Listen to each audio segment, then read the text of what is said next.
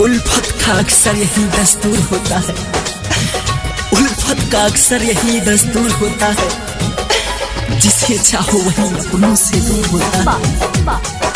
दिल टूट कर बिखरता है इस कदर, जैसे कोई कांच का खिलौना चूर चूर होता। अनेक जख्म के हमर दर्द एगो बा, अनेक जख्म के हमर दर्द एगो बा। ओ साथी रे दिल की दवाई लगला कि जहरिए एगो बा। ओ साथी रे दिल की दवाई लगला कि जहरिए एगो बा। अनेक जख्म के हमर दर्द एगो बा, अनेक जख्म के हमर दर्द एगो बा।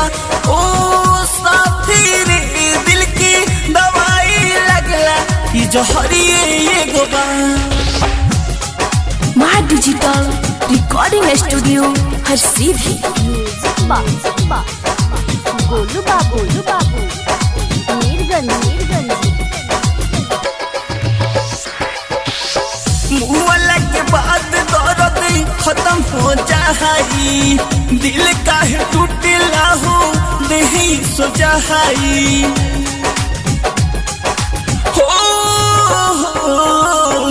मुआला के बाद दर्द खत्म हो जाई, दिल काहे टूटला हो नहीं सोचाई।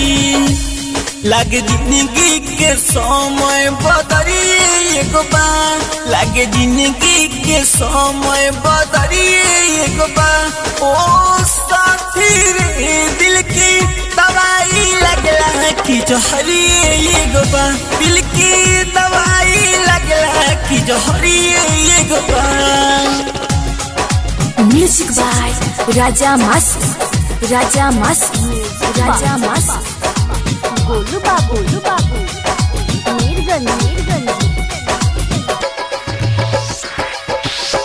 गुड गोलाडीन राजा मासूम बताविनी, याद सनम के हमारा के सतावेली।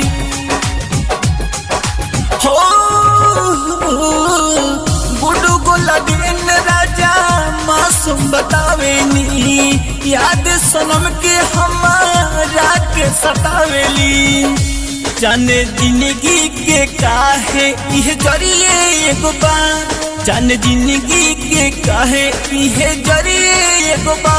ओ साथी रे दिल की दवाई लगला कि जहरिए एगो बा, दिल की दवाई लगला कि जहरिए एगो बा।